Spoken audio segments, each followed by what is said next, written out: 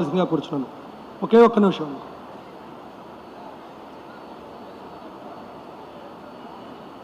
అందరికీ నమస్కారం అండి.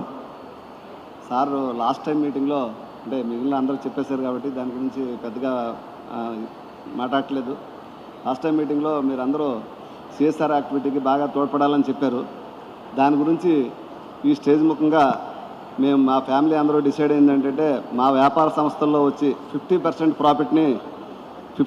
ప్రాఫిట్ని సిఎస్ఆర్ యాక్టివిటీకి ఈ సంవత్సరం నుంచి ఇవ్వదలుచుకుంటున్నాం సార్, తమ ఆశీర్వాదాలతోటి.